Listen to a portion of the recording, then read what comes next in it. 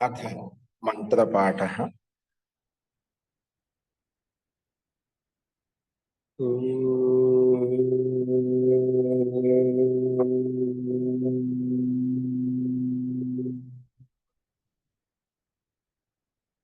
सहनावतु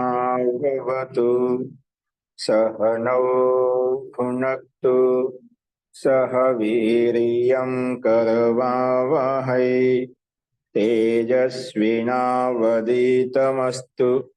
मा विद्विषावहै। ओम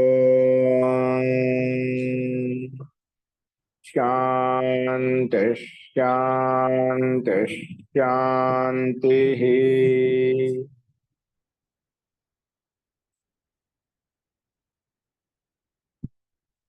सर्वेभ्यो नमः। अंदरिकी नमस्कारम अंడి। మనము బృహదారణ్యక ఉపనిషత్తులో ద్వితీయ అధ్యాయంలో ప్రథమ బ్రాహ్మణము చెప్పుకున్నాము. ఇప్పుడు ద్వితీయ అధ్యాయంలో ద్వితీయ బ్రాహ్మణం ప్రారంభించుకోబోతున్నాము. శిశు బ్రాహ్మణ్ అంటే శిశువుతో పోల్చి ఇక్కడ విషయాన్ని ప్రతిపాదించబడింది. అంటే ఇక్కడ మనకు ప్రసంగం ఏం నడుస్తుంది? గార్గ్య బ్రాహ్మణునికి అజాత శత్రువు బ్రహ్మోపదేశం చేస్తున్నాడు. ముందుగా ఎవరికి బ్రహ్మోపదేశం చేయడానికి వచ్చారు?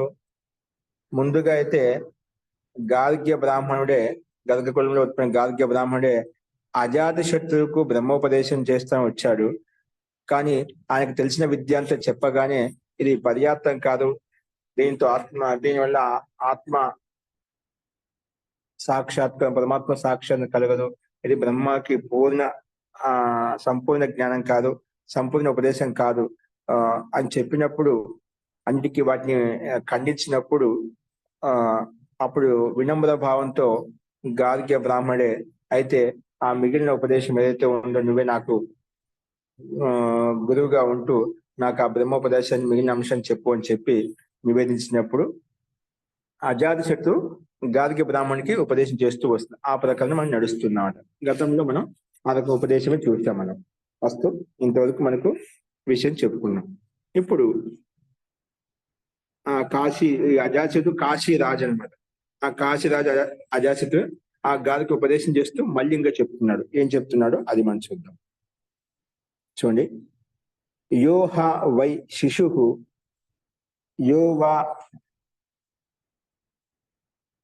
యోహా వై శిశుం సాధనం స ప్రత్యాధానం సస్తూణం సదామం వేద సప్తః ద్విషతో ప్రాతృవ్యాన్ అవరుణద్ధి అయం వావ శిశు యో అయం మధ్యమః ప్రాణః శిశుర్యో అయం మధ్యమః ప్రాణః తస్య ఇదం ఏవ ఆధానం ఇదం ప్రత్యాధానం ప్రాణః స్థూణ అన్నం ధామ. ఇక్కడ ఏమంటా అంటే యోహా వై శిశు, ఇక్కడ శిశువు రూపంలో ఉన్నటువంటి నవజాత రూపంలో అప్పుడే పుట్టినటువంటి శిశు రూపంలో ఉండే బాలకుడు ఎవరైతే ఉన్నారో స ఆధానం అంటే ఆధారపూర్వకంగా ఉన్నాడు. ఆ శిశుడికి ఆధారం కాదు కదా మనకు ఖచ్చితంగా, అందుకే స ఆధానం అంటే ఆధార సహితంగా ఉన్నాడు. స ప్రత్యాధాన సహితంగా ఉన్నాడంట, అంటే ఆధారానికి కూడా ఆధారభూతంగా ఉన్నాడు. స్థూణ రూపంలో ఉన్నాడనమాట. స్థూణం అంటే బంధన రూపంలో కుంట రూపంలో ఉన్నాడు. కుంట అంటే ఒక పశువును బంధించడానికి ఏదైనా ఒక గుంజలాగా ఉంటుంది కదా, అలాగా ఆవిడ ఒక బంధన రూపంలో ఉన్నాడనమాట. అలాగే సధామం అంటే ధామతో యుక్తుడే ఉన్నాడు అనమాట. ఈ రకంగా మనకు సాధన రూపంలో ప్రత్యాధాన రూపంలో స్థూణ రూపంలో సస్థూణ రూపంలో దామ రూపంలో ఉన్నటువంటి దామతో యుక్తమైనటువంటి దామతో సహితమైనటువంటి ఈ శిశువుని వేద ఎవరైతే తెలుసుకుంటారో సప్తః ద్విషతో భ్రాతృవ్యాన్ అవరుణద్ధి, అతడు ఈ సప్తః ద్విషతో అంటే ఇక్కడ సప్తః ద్విషతో అంటే నిశ్చయంగా ద్విషత అంటే నిశ్చయంగా, సప్త నిశ్చయంగా, ద్విషత అంటే ద్వేషిస్తున్నటువంటి భ్రాతృవ్యాన్ అంటే బంధు బాంధవులు మిత్రులు ఎవరైతే ఉన్నదో వాళ్ళందరూ నిలబెట్టగలుగుతా అంట. అంటే వాటిని వశపరుచుకోగలుగుతాడు. నిలబెట్టగలుగుతా అంటే ఇక్కడ అవధనొద్ది నిలబెట్టగలుగుతాడు అంటే వశపరుచుకోగలుగుతాడు. అందుకే ఇదే అయం వావ శిశు, ఈ నవజాత బాలకుడే ఇక్కడ ఏంటంటే యహ అయం మధ్యమ ప్రాణ, ఇతను ఇక్కడ మధ్యమ ప్రాణంకి చెప్పాడు. అంటే ప్రాణంకి మధ్యంలో వర్తమానంగా జీవాత్మ ఉంది. అంటే ఈ ప్రాణకు బీచ్ లో ఈ శరీరానికి మధ్యలో ఈ వర్తమానంగా ఆ జీవాత్మ ఉన్నాడు.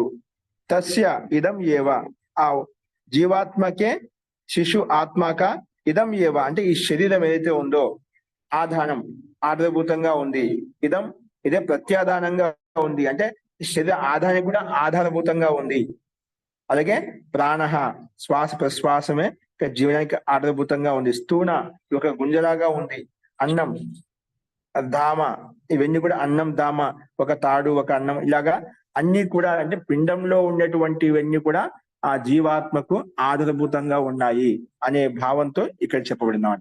అన్ని కూడా అంటే ఈ జీవాత్మ ఉండాలంటే ఈ శరీరూపి పిండం శరీరూపి రథం అనేది శరీరూపి సాధనం అత్యంత అనివార్యము అనే భావంతో ఇక్కడ వ్యక్తం చేయబడి. కింద చూడండి, జో కోయి శిశువుకు ఉస్కే ఘర్, జో కోయి శిశువుకు ఉస్కే ఘర్ అంటే ఏదో చిన్న పిల్లవాడిని అతని ఇంట్లో ఖానే కూంటే రస్సీకే సహిత్ కో జాన్తా హై అంటే అతని యొక్క అంటే అతని యొక్క చూసుకునే విషయంలో అన్ని విషయాలు తెలుసుకుంటారో అంటే ఆ పిల్లవాడికి కావాల్సినటువంటి ఏవైతే ఉన్నాయో అవన్నీ కూడా జాగ్రత్త చూసుకోగలుగుతారో దానికి ఇక్కడ ఖానే కూంటే రస్సీకో జాన్తా హై वो अपने से द्वेष करने वाले साध भ्रातृव्यों को అంటే ఎవరైతే ఈ రకంగా తెలుసుకుంటారో అతడు తనకంటే అంటే తను ద్వేషించే వాళ్ళు ఎవరైతే ఉన్నారో అటువంటి వాళ్ళను సాధ్ భ్రాతృవ్యంకు అంటే 11 మంది అని అవరోధ కర్త అంటే వాటిని వాళ్ళందరినీ వశపరుచుకోగలుగుతాడు. ఎవరైతే ఈ రకంగా వాడిని ద్వేషించే వాళ్ళు ఎవరైతే ఉన్నారో 11 మంది వాళ్ళందరినీ కూడా వశపరుచుకోగలుగుతాడు. యహ్ జో మధ్యమ ప్రాణ హే, ఇందులో మధ్యమ ప్రాణం ఏదైతే ఉందో ఇక్కడ దాన్ని శిశువు అని చెప్పుకున్నాను. జీవాత్మ అంటే శరీరంలో శిశు రూపంలో ఉండేది ఎవరు ఇక్కడ జీవాత్మ. ఉస్కా యహ్ శరీర్ హీ ఘర్ హే, ఆ జీవాత్మకే ఈ శరీరం సంపూర్ణ శరీరం ఏదైతే ఉందో పిండం ఏదైతే ఉందో అది శరీరం ఏదైతే ఉందో దాన్ని ఘర్ అంటే ఇండ్లు అని చెప్పుకున్నాం. అంటే ఈ జీవాత్మ ఉండటానికి ఈ శరీరం అనేది ఒక ఇండ్లు ఒక ఇంటిలాగా పోల్చి చెప్పుకున్నాడు, గృహం లాగా పోల్చి చెప్పుకున్నాం. యహ్ సిరిహి ఖానా హై, ఇక్కడ మళ్ళా ఆ ఇంటిలో ముఖ్య ఏదంటే ఈ ఇంటిలో ఈ పిండి రూపి ఇంటిలో తల ఏదైతే ఉందో అది ముఖ్యమైనది. యహ్ సిరిహి ఖానా హై, ఖాన్ అంటే సూత్రం పైన వచ్చిన పదము. ఖాన్ అంటే ఈ తల ఈ శరీరానికి మొదటి ముఖ్యమైనటువంటి ప్రధానభూతమైనది తల అని చెప్పుకున్నాం. అలాగే కూంట ఏదైతే ఉందో అది ప్రాణంగా చెప్పుకున్నాం అట. అన్నపాన జని శక్తి హే, అలాగే అన్నము పానం ద్వారా అయితే అన్నం ద్వారా పానం ద్వారా తాళం ద్వారా ఏదైతే శక్తి ఉత్పన్నమవుతుందో అది అన్ని రస్సు హే. అలాగే ఈ అన్నమే రస్సుతో పోల్చి చెప్పుకున్నామట. ఇక్కడ సాత్ తనను ద్వేషించే వాళ్ళు ఎవరైతే ఉన్నదో సప్త భ్రాతృవ్య అని చెప్పుకున్నారా, ఇక్కడ 7 మంది తన బంధువు బాంధవుని నిలబెట్టుకోగలుగుతా, తన వశపరుచుకోగలుగుతా. అంటే ఇక్కడ సప్త బాంధవ్యులు అంటే ఎవరు ఇక్కడ మనకు పిండంలో అయితే 2 కళ్ళు 2 చెవులు ఓకేనా, నాసిక ముఖము మొత్తం 7 అయిపోయా. అంటే 2 కళ్ళను 2 చెవులను 2 ముక్కులంతాలు మొత్తం 6, 1 ముఖము 7. విషయంకో జాన్యకే సాత్ అంటే విషయాన్ని తెలుసుకోవడానికి ఇవి 7 ద్వారాలు అన్నమాట. ఇవి 2 కళ్ళు 2 ద్వారాలాగా ఉంటుంది, చెవులు అక్కడ ద్వారం ఉంది, నాసికలు ద్వారం ఉంది ఓకేనా, ముఖంలో ద్వారం ఉంది, ఇవన్నీ ద్వారాలు అన్నమాట. అంటే విషయాన్ని గ్రహించుకోవడం కోసం నిర్మించేటువంటి 7 ద్వారాలు అని చెప్పి ఇక్కడ ఈ రకం చెప్పబడింది అన్నమాట. అలాగే కింద మనం రస్సి అని చెప్పుకున్నాం. ఈ ప్రాణ అన్నరూపి రస్సి ద్వారా ఈ ప్రాణం అనేది జీవాత్మలో ఉండే ప్రాణశక్తి అయితే ఉందో అన్నరూపి రస్సు దద్దిని అన్నరూపి రసంతో పోల్చి చెప్పామట. రస్సి అంటే తాడుతో పోల్చి చెప్పుకున్నామట. అంటే ఈ ప్రాణరూపి రస్సి యహ్ ప్రాణ్ అన్నరూపి రసి ద్వారా అన్నంతో కొలిచడి తాడును. ఇక ప్రాణం అనేది జీవాత్మ యొక్క ఆ ప్రాణశక్తి అనేది అన్నరూపి రసి ద్వారా అంటే అన్నరూపి తాడు ద్వారా అన్నపాన జయ శక్తి వంశే అంటే అన్నము పానం ద్వారా కలిగేటువంటి శక్తి అయితే ఉందో ఆ శక్తి ద్వారా ఇది బంధించబడింది. అంటే జీవాత్మ ఈ శరీరంలో దృష్టపుష్టంగా బలము శక్తి ఉన్నప్పుడే నిలబడగలుగుతున్నమాట. శరీరం ఇదిగా ఉండాలి, దృఢంగా బలంగా దృష్టపుష్టంగా ఉండాలి, అప్పుడు మాత్రం ఈ ప్రాణశక్తి నిలబడుతుంది.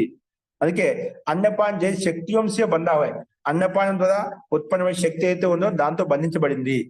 ఈ దేహమే విద్యమానం, అందుకే ఇదొక బంధించబడి ఈ దేహంలో విద్యమానంగా ఉంది, వర్తమానంగా ఉంది అని చెప్పి ఇక్కడ ఈ మంత్రం యొక్క అంశాన్ని ఇదొక ప్రస్తావించారనమాట. కాబట్టి ఇక్కడ 7 సప్త భ్రాతవ్యాన్ అవనొద్ది అంటే 2 కళ్ళను, 2 చెవులను, 2 నాసికా రంధ్రాలను, ముఖాన్ని ఈ విషయాల యొక్క ద్వారాలు కాబట్టి వాటిని నిలబెట్టగలుగుతాడు, వాటిని తన ఆధీనంలో ఉంచుకోగలుగుతాడు అని చెప్పి ఈ రకం గార్గ్య బ్రాహ్మణుడు అతనికి ఉపదేశిస్తున్నాడు. ఎవరికి? సారీ, అజాత శత్రువు, కాశీ రాజు అయినటువంటి అజాత శత్రువు గార్గ్య బ్రాహ్మణికి ఉపదేశిస్తున్నాడట. ఇక్కడ దీనికి వ్యాఖ్యానం ఇంకో చోట ఇక్కడ భిన్నంగా ఇచ్చారు చూడండి. ఏ రకంగా అంటే జైసే ఒక శిశురూపు ఒక చిన్న బాలకు చోటేసే బచడేక ఆదానే, ఒక చిన్న బాలకు ఏవైతుందో ఒక ఆదాన స్వరూపుడు అనమాట, ఒక శరీరంతో యుక్తుడై ఉన్నాడనమాట.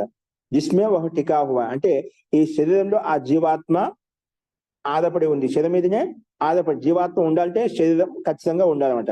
జస్కే ఉస్క ప్రత్యాధాన హే ఆధాన హే, ఆధానికి ఆధారం, ఉస్క ప్రత్యాధానం అంటే ఆ ఆధారం కూడా ఆధారం ఏంటి?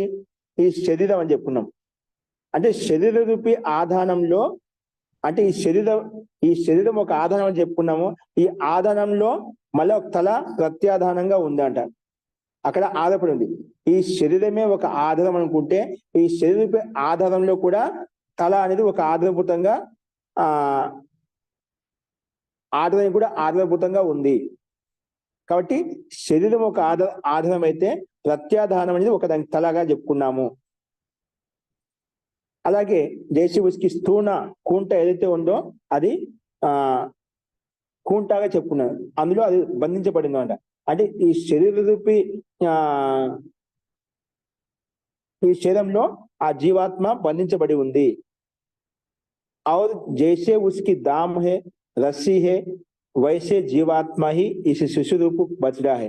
అందుకే ఈ శరీరంలో ఈ పిండంలో ఏ విధంగా అయితే స్థూణ అంటున్నామో, కుంట అంటున్నామో, దామ అంటున్నామో, రస్సి అంటున్నామో, ఇవన్నీ కూడా జీవాత్మ హి ఏక శిశు రూపు బచడా. ఇక జీవాత్మనే ఈ శరీరంలో ఈ పిండంలో ఈ జీవాత్మ ఏదైతే ఉందో దాన్ని ఒక బచడా అంటే ఒక దూడలాగా చెప్పుకున్నామట. శరీరం ఉస్కా ఆధారే, దీనికి ఆధారము శరీరం అని చెప్పుకున్నాము. ఆ శరీరంలోనే ఇది ఆధారపడి శరీరం ఎందే ఆధారపడి ఉంది జీవాత్మ. యహ సిర్ ఉస్కా ప్రత్యాధాన్ హే, ఈ శరీరము అనేది దానికి ప్రత్యాధారం అంటే ఆధారం కూడా ఆధారం అని చెప్పుకున్నామట. శరీరమే జీవాత్మకు ఒక ఆధారం అయితే ఆ ఆధారం కూడా ఆధారం ప్రత్యాధారం అంటే తల. ఈ తలలు ఏమున్నాయి? తలలో ఇప్పుడు మనం చెప్పుకునే సప్త ఇంద్రియాలు ఉన్నాయన్నమాట. అంటే ఇక్కడ సప్త మనం చెప్పిన ఆ సప్త భ్రాతృవ్యాన్ అంటే ద్వేషించేటువంటి తత్వాలతో యుక్తమైనటువంటి 2 కళ్ళు, 2 చెవులు, నోరు, ముఖం అని చెప్పుకునే కదా. ఇవన్నీ 7 ద్వారాలు విషయాన్ని గ్రహిస్తూ ఉంటాయి. ఇవి ఆ ముఖం యందు ఆధారపడి, ఇవన్నీ కూడా ముఖంలోనే ఉన్నాయి కానీ ముఖం యందు ఆధారపడి ఉన్నాయి. అది దీన్ని ప్రత్యాధానం అని చెప్పుకున్నాడు. దీన్ని ఏం చెప్పుకున్నాం? ప్రత్యాధానము. శరీరము ఆధారం అయితే జీవాత్మకి ఆ శరీరంలో తల అనేది ప్రత్యాధానము. ఆ విషయాన్ని గ్రహించడానికి 7 ద్వారాలతో యుక్తమై ఉంది, వాటిని వశపరుచుకోగలుగుతుంది అన్నిటికీ ఇక్కడ చెప్పుకున్నామట.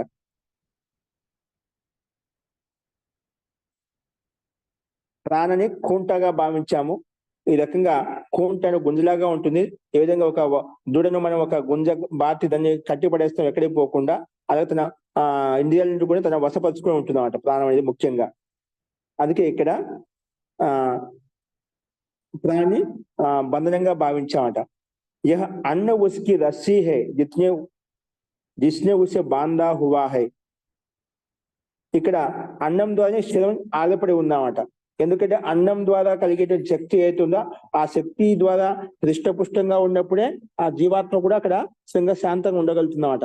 ఈ శరీరం స్థిమితంగా లేనట్లయితే అక్కడ ఆత్మ కూడా కష్టం కలుగుతుందన్నమాట. అంటే ఆత్మ కూడా ఉండటానికి అనుకూలించదన్నమాట. అందుకే ఇక్కడ ఈ రకంగా అన్నంతో ప్రాణశక్తిని పోల్చాము. ఈ రకంగా प्राण रूपी खूंटे से बांध लेता है, वह इसके साथ శత్రువుం రోగ देता है. అతను వ్యక్తి వచ్చి ఈ రకంగా బంధించబడి ఉంటాడో అది 7 రకాల శత్రువులను బంధించగలుగుతాడు. ఏంటంటే 2 చెవులు, 2 కళ్ళు, ముక్కు, నోరు, ఈ 7 శత్రువులు అని చెప్పుకున్నాం. ఆత్మరూపి శిశువుకో ప్రాణరూపి కొంటేకే సాత్ బాంధ కదా. అంటే ఈ ఆత్మరూపి శిశువును ప్రాణరూపి గుంజతోటి బంధించి వచ్చే ప్రాణంతో ప్రాణానికి సమానంగా ప్రాణం ఏ విధంగా నిర్లేపంగా ఉంటుందో, నిష్కామయుక్తంగా ఉంటుందో అలాగా నిర్లేపంగా తయారు చేయడం కొరకు ఇంద్రియోంకే సంఘ్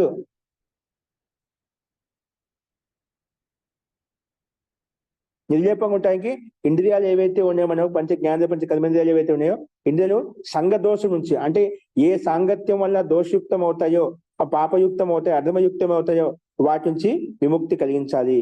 అందుకే ఇక్కడ निर्लेप बनाने के लिए इंद्रियों के संग दोष से छूटना आवश्यक है.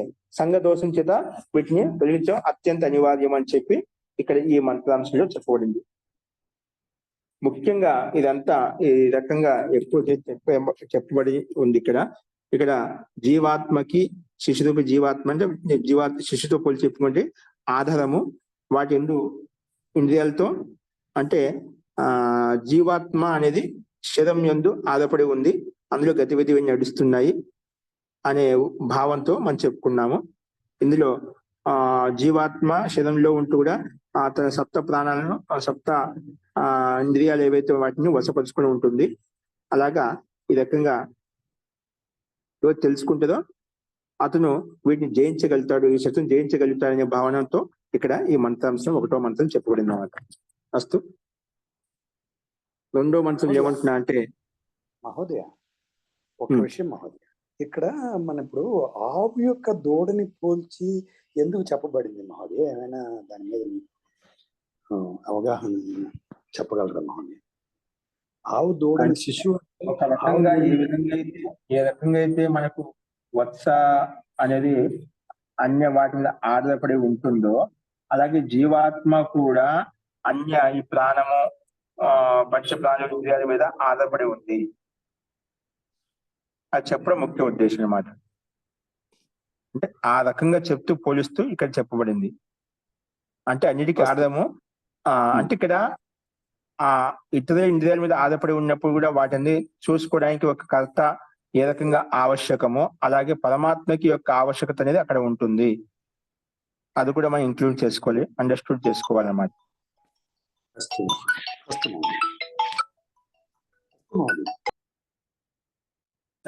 దీని యొక్క తాత్పర్యం సరిగా కరెక్ట్ గా అంటే డైరెక్ట్ గా ఇవ్వలేదు. డైరెక్ట్ కాకుండా అది ఆధారభూతంగా శరీరం ఆధారమ జీవాత్మక అన్నిటిగా దాన్ని పోల్చుకున్న ఈ విధంగా వాటిని బంధించడానికి ఏ విధంగా అన్ని స్థూల వస్తువులు ఏ విధంగా ఆవశ్యకత ఉంటుందో అలాగే ఈ పిండంలో ఉన్నటువంటి పదార్థాలు ఏవైతే ఉన్నాయో వీటిని ఆధారభూతంగా ఉన్నాయి అన్నిటిగా ఇక్కడ మనకు సంకేత రూపంలో చెప్పబడింది అన్నమాట. ఓకేనా?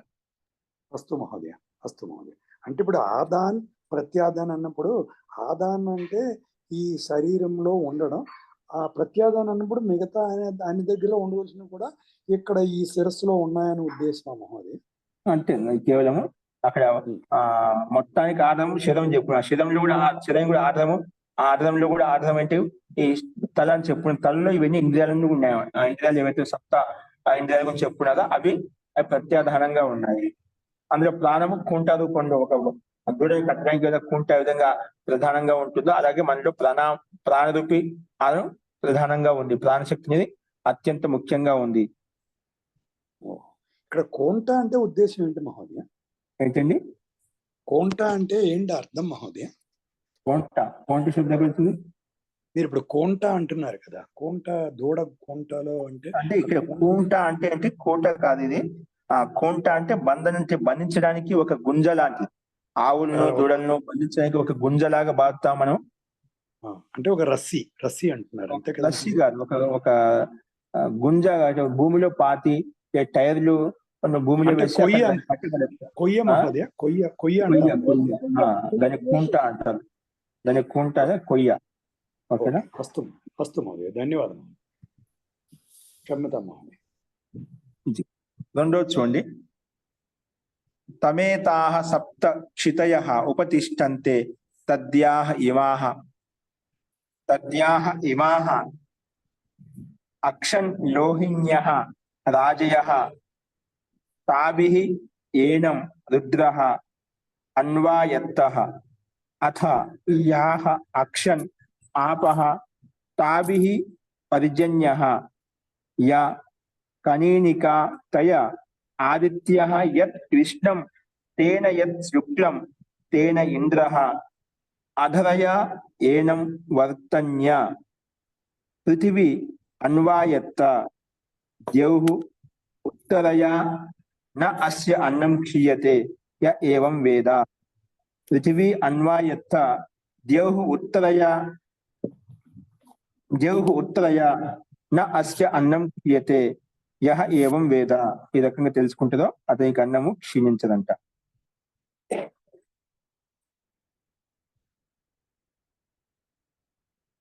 అంటే ఆ శిశువును ఏతాహ సప్త అక్షితయ అంటే ఎప్పుడు ఆ నష్టం కాటువంటి అవినాశంతో యుక్తమైన శక్తియ దైవీయ శక్తులు ఏవైతే ఉన్నాయో ఉపస్థితంగా ఏవైతే ఉన్నాయో అవి ఇక్కడ వర్తమానంలో ఉన్నాయి. ఆ జీవాత్మతో యుక్తమై ఉన్నాయన్నమాట. అంటే ఇవన్నీ సూక్ష్మతో సూక్ష్మేంద్రియాలు ఏవైతే ఉన్నాయో వాటిని ఇక్కడ స్థిరంగా అవినాశం చెప్పుకున్నాయి. స్థూలేంద్రియం అంటే నశిస్తాయి అన్నమాట. అందుకే ఆ శిశువుని చెప్పాం కదా, తం శిశుం ఏతాహ అక్షితయ సప్త అక్షితయ అంటే 7 అక్షరాలతో యుక్తమైన దైవీయ శక్తులు ఏవైతే ఉన్నాయో చెప్పుకున్నామో చక్షుంద్రియ శ్రోత్రేంద్రియాలు జిహ్వేంద్రియం ముఖం అని చెప్పి ఇక్కడ ఇమా అక్షితయ ఉపతిష్టంతి ఇక్కడ ఉపస్థితమై ఉన్నాయట, అంటే వర్తమానంగా ఉన్నాయి. తత్ యాహ ఇమాహ అక్షన్ అవన్నీ ఏవైతే ఉన్నాయో అక్షన్ అంటే కళ్ళల్లో కనిపించే లోహిన్య రక్తవర్ణం ఏదైతే ఉందో అవన్నీ లోహిన్య రాజయ అంటే పంక్తి రూపంలో రేఖా రూపంలో కనిపిస్తున్నాయి. వాటి ద్వారా తాభి ఏనం రుద్రః అని చెప్పుకున్నా. వీటిని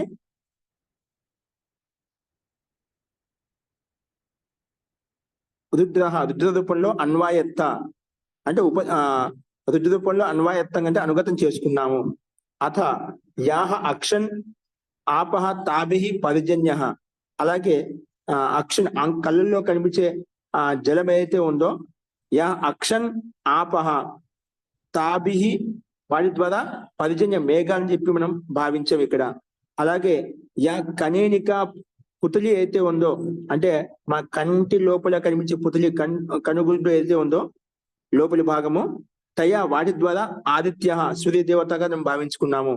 యత్ కృష్ణం అంటే నల్లని గుడ్డు కంటిలో నల్లని గుడ్డు అయితే కనిపిస్తుందో నలుపు వర్ణంలో దాని ఇక్కడ ఏం చెప్పుకున్నామంటే యత్ కృష్ణం కాళిమ అంటే కృష్ణ రూపంలో ఉంది.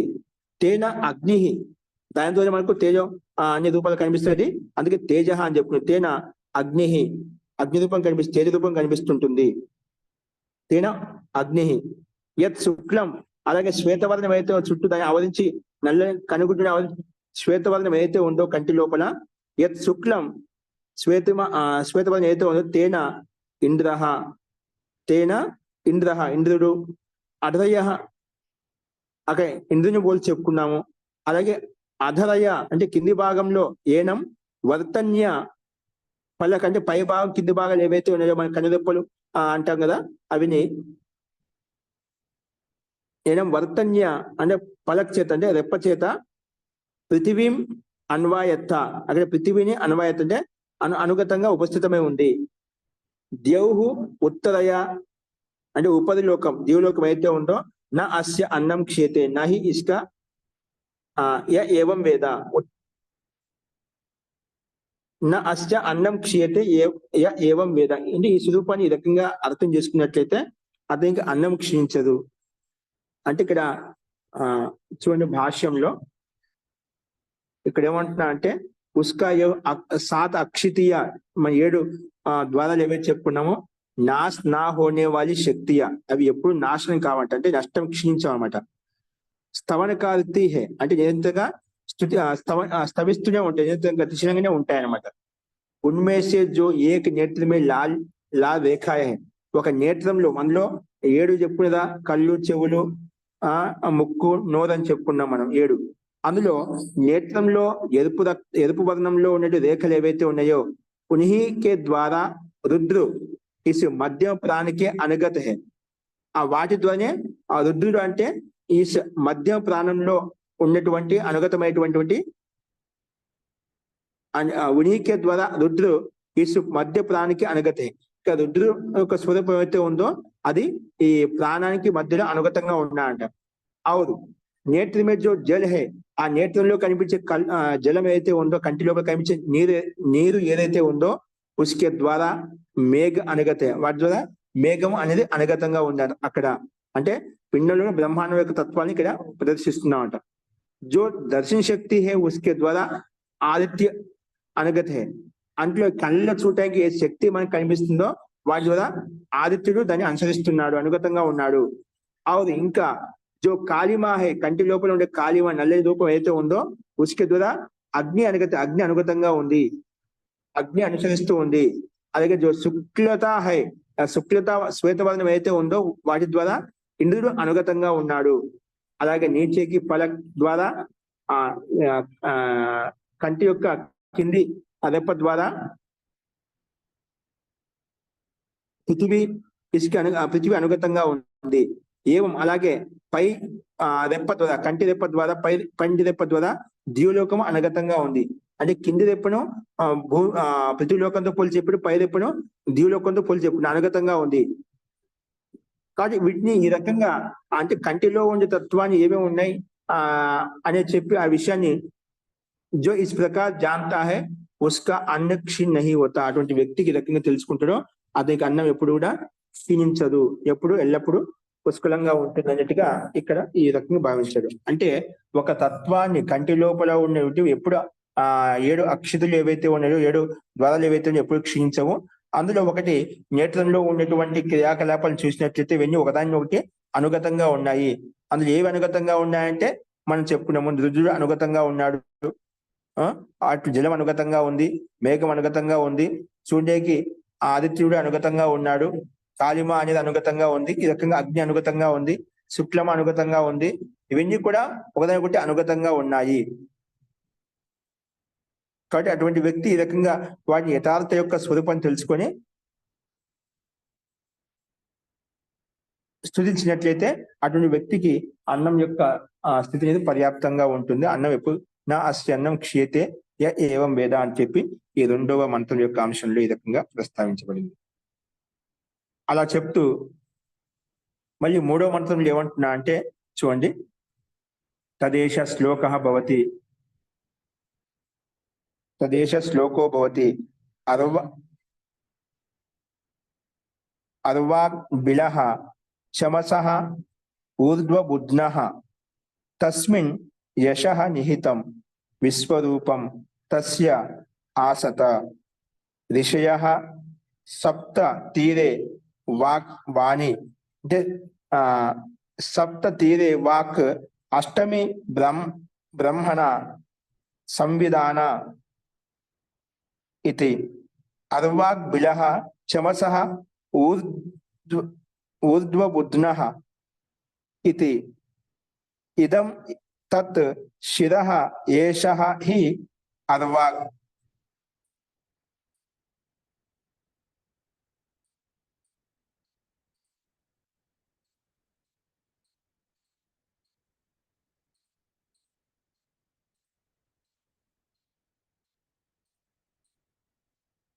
తస్మిన్ యశః నిహితం విశ్వరూపం ప్రాణాః వై యశః విశ్వరూపం ప్రాణాన్ ఏతద్ ఆహ తస్య ఆసత ఋషయః సప్త తీరే ఇది ప్రాణాః వై ఋషయః ప్రాణాన్ ఏతద్ ఆహ వాగ్ అష్టమి బ్రాహ్మణ సంవిధాన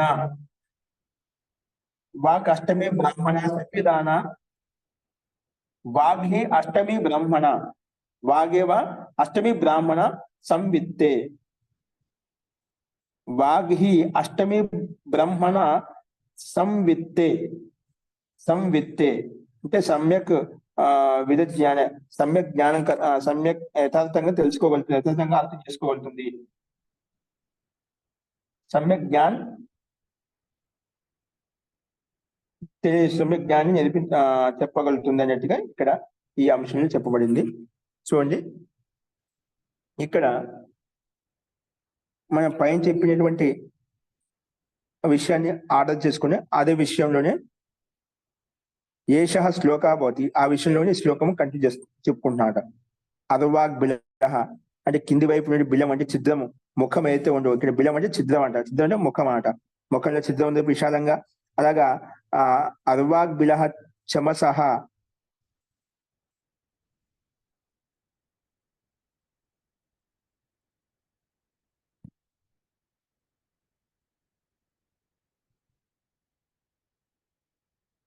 అధవాగ్ బిల చమసహ ఊర్ధ్వబుధ్నః అంటే పైకి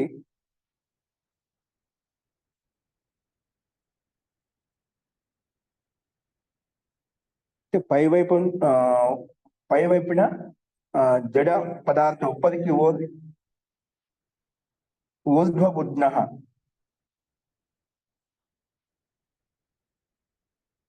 పై వైపున ఆధారభూతంగా ఉండేటువంటి వాడు. తస్మిన్ యశ నిహితం, అందులో యశము కీర్తి సురక్షితంగా వ్యాపించి ఉంది, స్థిరంగా ఉంది. విశ్వరూపం తస్య ఆసత, సో ఇక్కడ ఆ విశ్వరూపం అంతా కూడా ఇక్కడ తస్య ఆసత ఋషయః సప్త తీరే వాగ్ అష్టమి.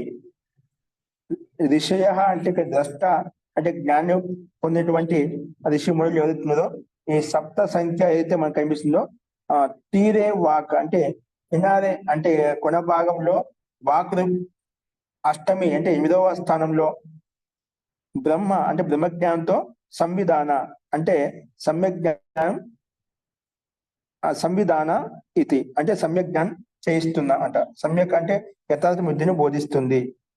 అధవాగ్ బిలహ చమసః ఊర్ధ్వబుధ్నః, కింది ముఖం అయితే ఉందో, కింది ముఖం ఆధారభూతంగా ఉండేటి తత్వం అయితే ఉందో,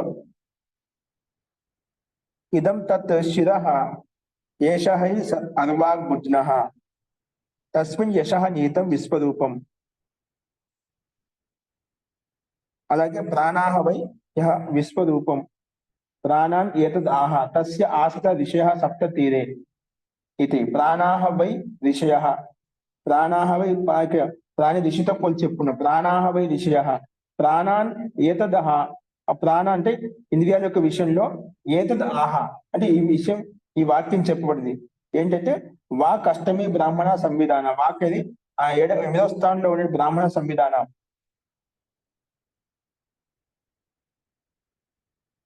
ఇది వాగ్హి అష్టమి బ్రాహ్మణ సంవిత్తే. అందుకే వాక్కి ఇక్కడ 8వ స్థానంలో బ్రహ్మ జ్ఞానం చేత, బ్రహ్మ జ్ఞానం ద్వారా సంవిత్తే అంటే యథార్థం బోధన కలిగి ఉంటుంది, యథార్థమైన స్థితిని కలిగి ఉంటుంది అని చెప్పి ఈ అంశాన్ని ఇక్కడ తీసుకోబడింది.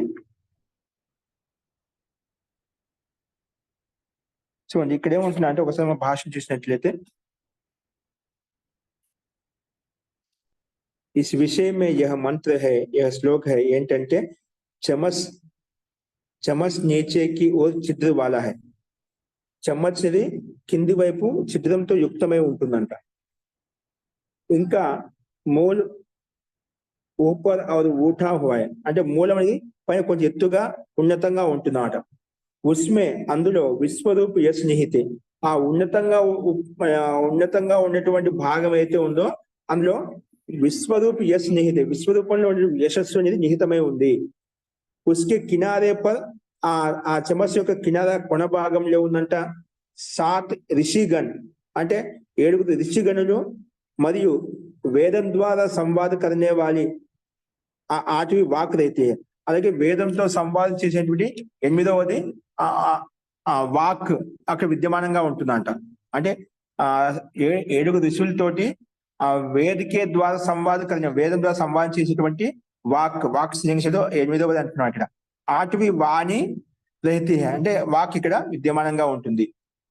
జో నీచేకి ఓ ఛిద్ర వాలా హై, కింది వైపు ఛిద్రాన్వేషం ఏదైతే ఉందో, మరియు ఊపరికి ఓ ఉఠావ చెమస్ అయితే పై వైపుకు ఉన్నతంగా ఉండే చెమస్ ఏదైతే ఉందో అది శిరస్సుతో పోల్చుకున్నాం. బహు సిర్ హై క్యోంకి యహి నీచేకి ఓ ఛిద్ర వాలా, ఇది కింది వైపు ఛిద్రంతో యుక్తమై ఉంది. ముఖవాలా అది మూడు ఊపరికి ఓ ఉఠా హువా ముఖవాలా మరియు ఊపరికి అంటే ముఖం అని పై వైపుకు ఎత్తుగా ఉన్నట్లయితే ఉఠావా సిరిక పింజరా హై, అది ఒక తలకు పింజరా అంటే ఒక జాడిలాగా ఉంటున్నమాట. అంటే ఒక పశు పక్షులకు మనం ఒక పింజరంలో బంధిస్తాం కదా, అక్కడ జాడిలాగా ఉంటున్నమాట. ఉస్మే విశ్వరూప్ యశ్ నిహిత, అందులో విశ్వరూపమైనటువంటి యశస్సు నిహితమై ఉందంట. ప్రాణి విశ్వరూప్ యశ్ హే, ఇక్కడ ప్రాణమే విశ్వరూపంతో యుక్తమైనటువంటి యశస్సు, ప్రాణమే ముఖ్యమైంది. ప్రాణంకి విషయమే హి మంత్ర ఐసా कहता है, ఈ ప్రాణం యొక్క విషయంలో మంత్రం ఈ రకంగా ప్రస్తావిస్తుందంట.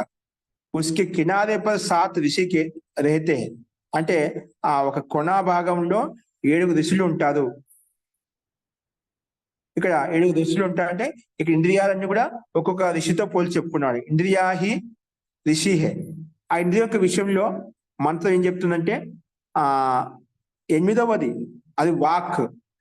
8వది అయితే ఉందో 7 ఋషుల తర్వాత 8వ వాక్ అయితే ఉందో जो वेद के द्वारा यथार्थ अनुभव करवाते हैं, ఆ వేద జ్ఞానం ద్వారా ఈ వాక్ ద్వారా అంటే వాక్యం ద్వారా మనం ఉచ్చరించినప్పుడు ఆ జ్ఞానం తెలుసుకొని అందరికి ఆ యథార్థమైన అనుభవాన్ని బోధిస్తున్నామట. అందుకే 8వది వాక్ అయితే ఉందో जो वेद के द्वारा यथार्थ अनुभव करवाती है, ఆ వేదం ద్వారా యథార్థమైన అనుభవాన్ని కలగజేస్తుంది, వేదం ద్వారా యథార్థమైన అనుభవాన్ని కలగజేస్తుంది అని చెప్పి ఇక్కడ ఈ విషయాన్ని ప్రతిపాదించబడింది.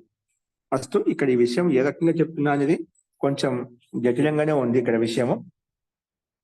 ఫస్ట్ ఇదే విషయాన్ని మనం ఇక్కడ చూసినట్లయితే అంటే వక్త యొక్క అభిప్రాయం అనేది మనకు పూర్తిగా ఇక్కడ కొంచెం చెప్పడం కష్టంగా ఉంది. ఉస్కి ఆంఖ్ మే 7 దేవత और सिर में मानो 7 ऋषि, అంటే కళ్ళ గురించి చెప్పుకునే ముందు అక్కడ ఉస్కి ఆంఖ్ మే 7 దేవత అంటే 7 దేవతలు ఉన్నాయంట కళ్ళల్లో.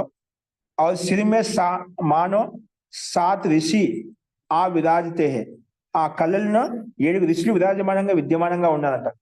ఇప్పుడు ఈ సందర్భంలో కిసీనే కహా, ఒక ఋషిని చెప్పారు, సోమరస్ కా ఏక్ చమస్ హే, సోమరస్ ఏక్ చమస్ హే, సోమరసం అయితే ఉందో ఒక చెమస్తో పోల్చుకున్నామట.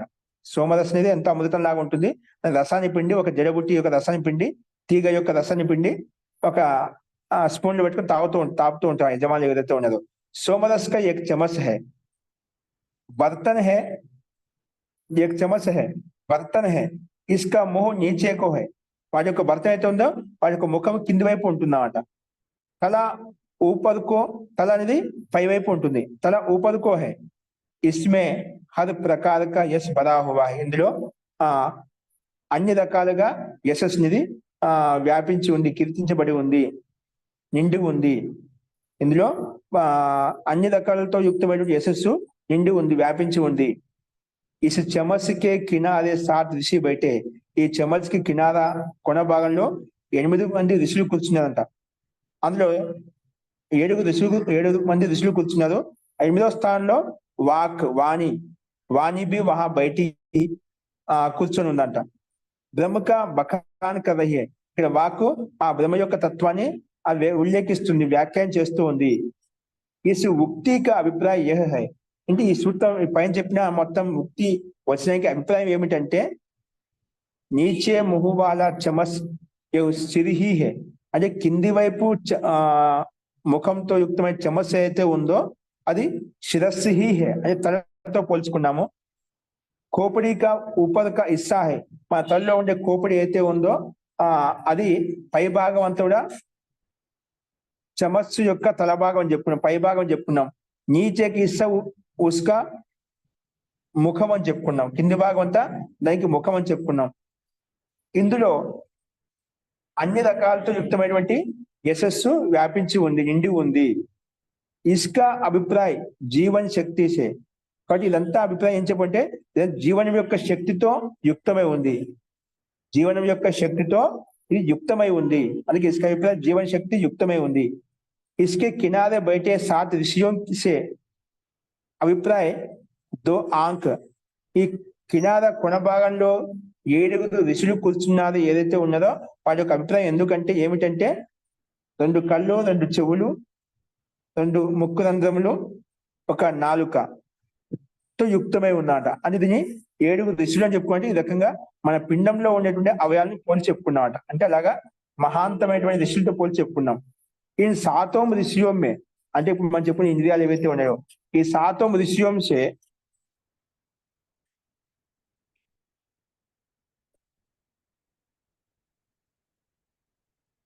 7 ऋषियों के साथ 8वीं వాణి బయట ఈ 7 ఋషులతో పాటు 8వ ఇంద్రియం అంటే అక్కడ 7 ఇంద్రియాలు ఉన్నాయి.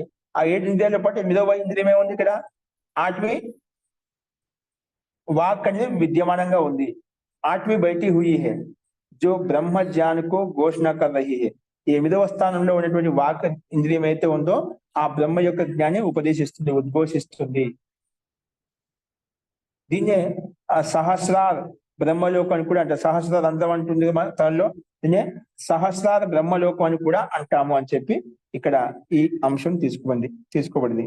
అంటే వాక్కుతో అంటే 7 పిండంలో 7 ఇంద్రియాలు ఉన్నాయి, వాటితో పాటు 8వ ఇంద్రియం వాక్ ఇంద్రియం కూడా ఉంది. అది బ్రహ్మ యొక్క ఉపదేశాన్ని ఉల్లేఖిస్తుంది, బ్రహ్మ యొక్క ఉపదేశం చెప్తుంది అన్నట్టుగా ఈ మంత్రాంశం చెప్పబడింది అన్నమాట. అలాగే ఇక్కడ ఇందులోనే ఒక అంతిమ మంత్రం చూసినట్లయితే ఈ మంత్రం గురించి చెప్తాను. ఇది కూడా పూర్తి అభిప్రాయం వ్యక్తం కాలేదు, దీని యొక్క అభిప్రాయం ఇంకా వేరే భాషలో చూసి చెప్తాను నేను.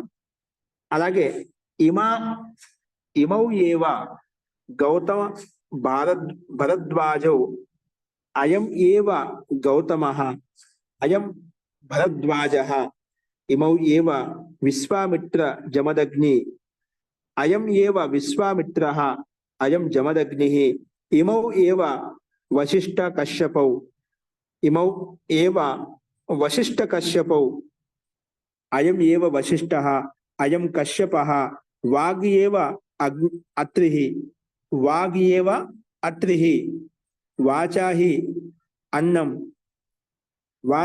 అన్నం అద్యతే అత్తి హ వై నామ ఏతద్ యద్ అత్రిః ఇతి సర్వస్య అత్త అంటే భోక్త సర్వస్య అత్త భవతి సర్వం అస్య అన్నం భవతి సర్వం అస్య అన్నం భవతి య ఏవం వేద. ఈ రకంగా ఎవరు తెలుసుకుంటారో అని చెప్పి సంపూర్ణ అన్నం పుస్తకం లభిస్తుందంట. అంటే ఇక్కడ భాషలు ఏమిచ్చాడు ఇది కూడా మంత్రానికి జైసే ఆంకో మే సాత్ దేవత ఆ ఉతరైతే కళ్ళల్లో 7 రకాల దేవతలు విద్యమానంగా ఉన్నాయని చెప్పుకున్నా కదా, వైసేహి సిరిమే కళ్ళల్లో 7 రకాల దేవతలు ఏ విధంగా విద్యమానంగా ఉండదో మనం చెప్పుకున్నాం ఇప్పుడు. అలాగే సిరిమే తలలో కూడా 7 రకాల ఇంద్రియాలు 7 इंद्रियों का होना मानो 7 ऋषियों का आ विराजमान है. అలాగే తలలో కూడా 7 రకాల ఇంద్రియాలు అనేవి విద్యమానంగా అక్కడ ఉపస్థితమై ఉన్నాయి. ये दोनों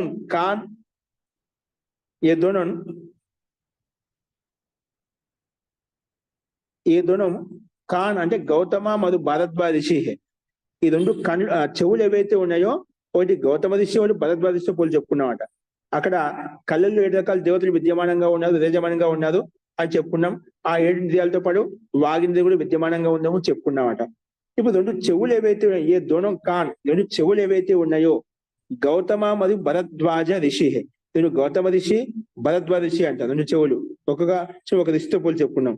అందులో ఎడమవైపున కుడివైపున ఉండేటువంటి దాయా ఖాన్ ఏదైతే ఉందో అంటే కుడివైపున ఉండేటువంటి చెవు అయితే ఉందో అది గౌతమ మహర్షి అంట. బాయా ఖాన్ అంటే ఎడమవైపు ఉన్నటువంటి చెవు అయితే ఉందో అది భరద్వాజతో పోల్చి చెప్పుకున్నామట. ఏ దోనం నేత్ర విశ్వామిత్ర, ఈ 2 కళ్ళు ఏవైతే ఉన్నాయో ఏ దోనం నేత్ర విశ్వామిత్ర జమదగ్ని, ఈ 2 కళ్ళు ఏంటంట ఆ విశ్వామిత్రుడు ఒక జమదగ్ని ఋషి. రెండు కళ్ళను విశ్వామిత్రునితో జమదగ్నితో పోల్చి చెప్పుకున్నామట. ఈ రెండు కళ్ళు విశ్వామిత్ర జమదగ్ని అంట. రెండు చెవులు ఎవరు? భరద్వాజ గౌతమ. గౌతమ మహర్షి భరద్వాజ ఋషి రెండు చెవులతో పోల్చుకున్నాము. కళ్ళను విశ్వామిత్రుడు జమదగ్నితో పోల్చుకున్నాము. అలాగే ఇందులో కూడా ఎడమవైపు నేత్రంలో విశ్వామిత్రుడు, కుడివైపు నేత్రంలో విశ్వామిత్రుడు, ఎడమవైపు నేత్రంలో జమదగ్ని విద్యమానంగా ఉన్నదన్నమాట. ఏ దోనో నాసికాయే, ఈ రెండు నాసిక రంధ్రాలు ఏవైతే ఉన్నాయో వాటిని వశిష్ఠ ఋషితో కశ్యప ఋషితో పోల్చి చెప్పుకున్నామట. ఈ ముక్కు యొక్క రెండు రంధ్రాలు ఏవైతే ఉన్నాయో వశిష్ఠ ఋషి కశ్యప ఋషితో పోల్చుకున్నాం. అందులో కుడి భాగం యొక్క నాసిక అయితే ఉందో అది వశిష్ఠ మహర్షి తోటి, ఎడమ భాగం యొక్క రంధ్రం అయితే ఉండదు అత్రి మహర్షితో మనం పోల్చి చెప్పుకున్నామట.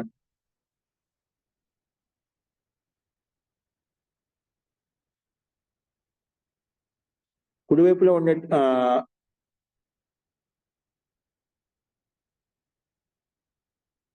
నాలిక కుడి భాగం మహోదయం.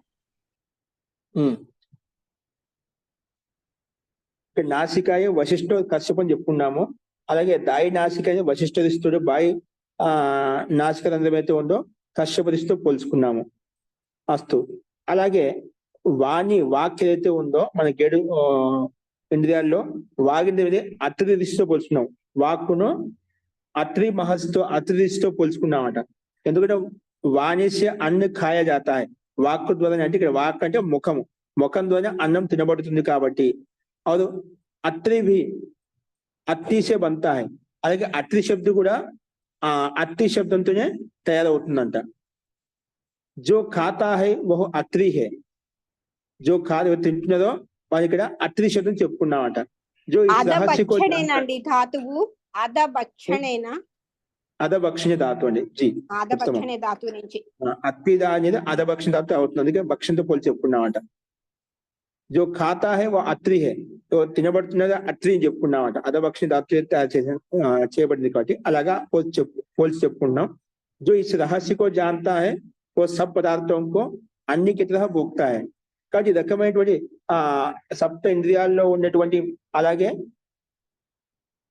పిండంలో అలాగే ఈ శిరస్సులో ఉన్నటువంటి తత్వాలను ఎవరైతే యథార్థ స్వరూపాన్ని ఏది ఎక్కడ ఉంది, ఏ విధంగా విద్యమానంగా ఉంది, ఈ రహస్యాన్ని ఎవరు తెలుసుకుంటారో అటువంటి వ్యక్తికి ఆ ప్రత్యేక వస్తువు ఉస్కా అన్ని की तरह भोग्य हो जाती है. అటువంటి వ్యక్తికి ప్రత్యేక వస్తువు ప్రత్యేక పదార్థము ఎక్కడ ఏ రకం కావాలంటే ఆ రకంగా మార్చుకోగలుగుతామన్నమాట.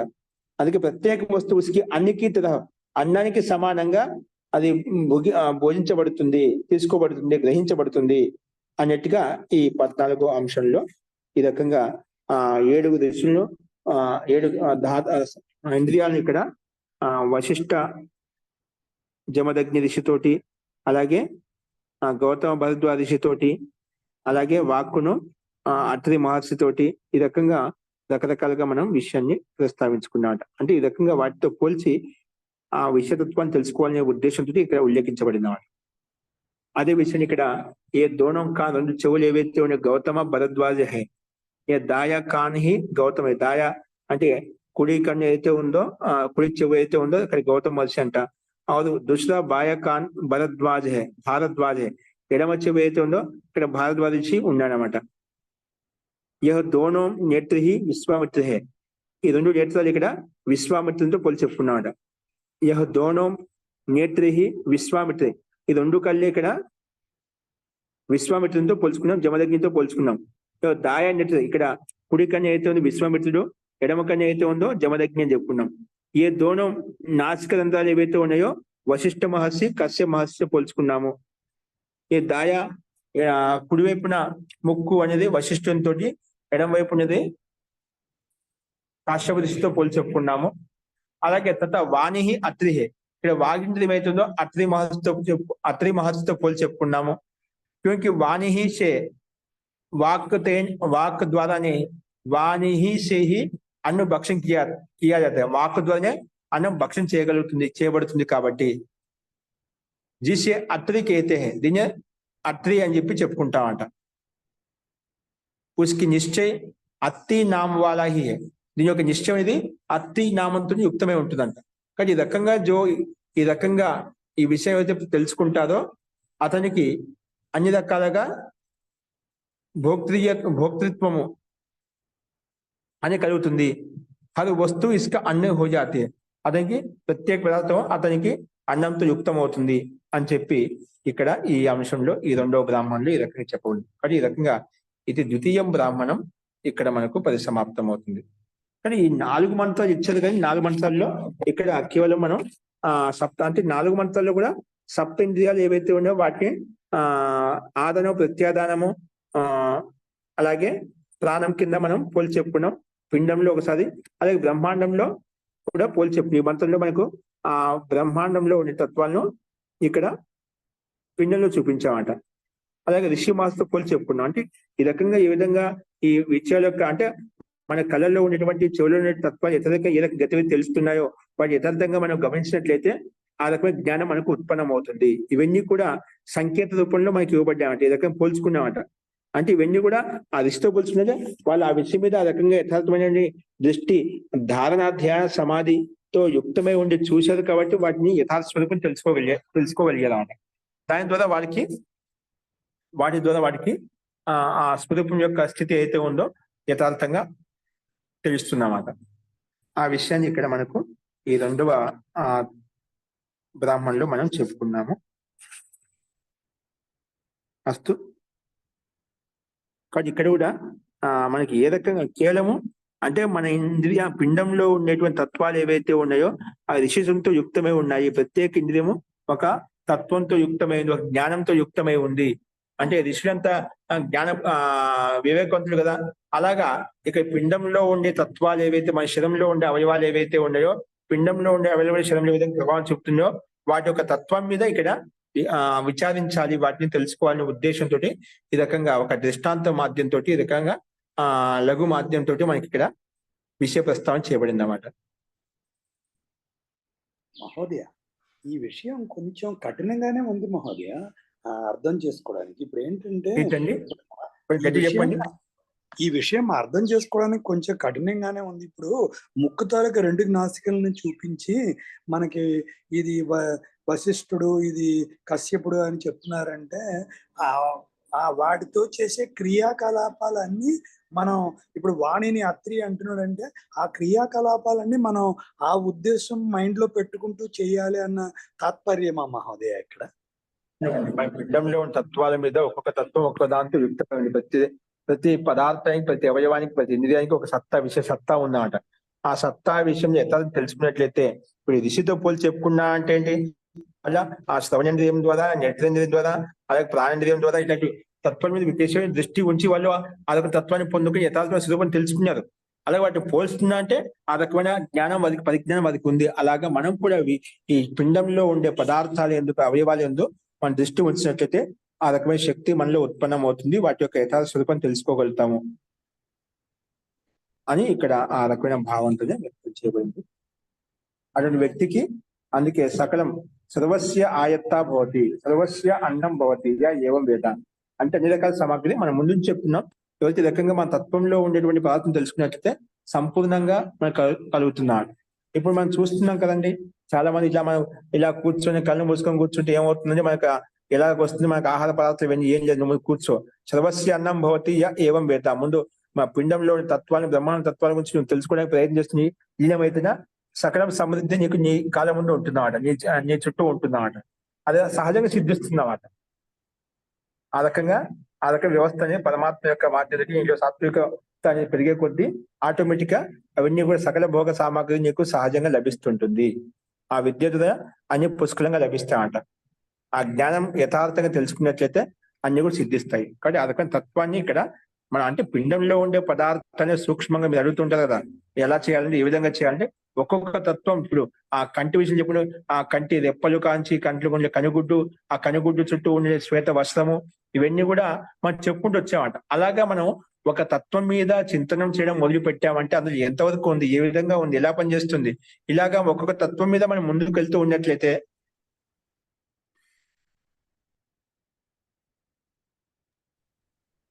అది ఒక్కొక్కటి పదార్థం ఏది ఏ రకంగా అనేది మనకు పనిచేస్తుంది, వాటి యొక్క గతివిధి ఏంటి అనేది తెలుస్తుందండి. ప్రతిది ప్రతి పదార్థం, భౌతిక పదార్థం ఏదైతే ఉందో ఇవన్నీ కూడా మనకు ఒక వైజ్ఞానికంగా క్రమబద్ధంగా ఉన్నాయన్నమాట. అట్లా ప్రతిదీ కూడా ప్రతి తత్వం ఏదైతే ఉందో అది వాటి యొక్క స్వరూపం, వాటి యొక్క విజ్ఞానం ఏంటి, వాటి యొక్క రహస్యం ఏంటి అనేది మనకు అట్లా ప్రతిదీ కూడా ఇలాగ మనము దృష్టి వచ్చినట్లయితే, ఆ తత్వం మీద దాన ధ్యాన సమాధి చేసినట్లయితే మనకు దాని యొక్క స్వరూపం యథార్థంగా కనిపిస్తుంది. దాన్ని బట్టి మిగతా తత్వాలను కూడా ఏదాంతో అనుబంధం ఏర్పడి ఉన్నాయని తెలుస్తున్నాడు. అంటే మనం చేసే ప్రతిదీ కూడా, చేసే ప్రతి వాక్యం విధంగా అనుబద్ధంగా ఉంటుందో అలాగే ప్రత్యేక క్రియాకలాపాలు అనుబంధంగా ఉంటాడు.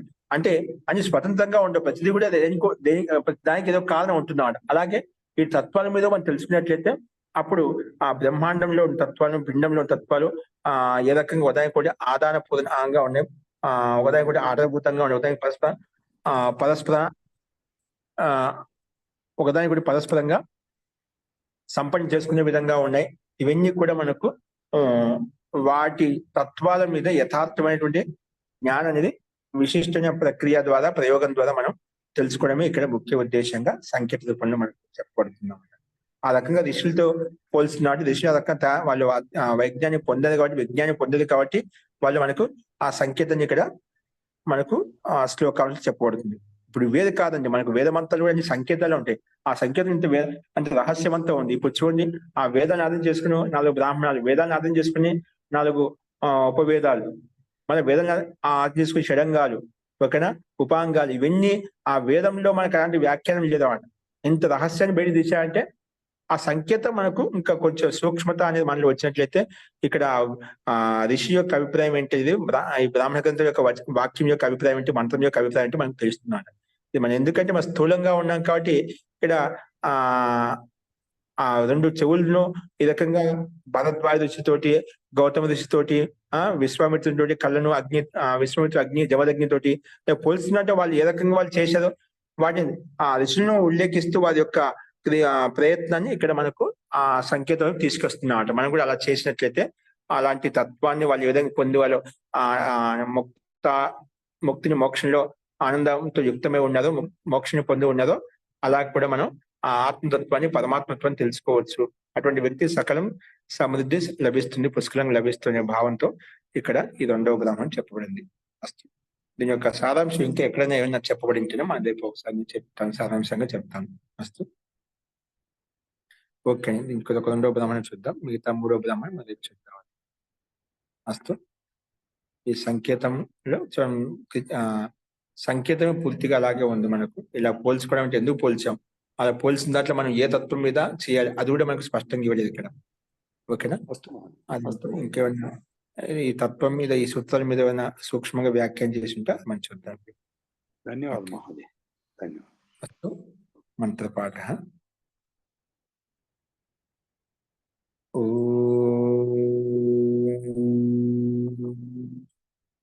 సర్వే భవంతు సుఖినః, సర్వే సంతు నిరామయాః, సర్వే భద్రాణి పశ్యంతు, మా కశ్చిత్ దుఃఖభాగ్ భవేత్. ఓం శాంతి శాంతి శాంతి. సర్వేభ్యో నమః. అందరికీ నమస్కారం అండి. నమస్తే.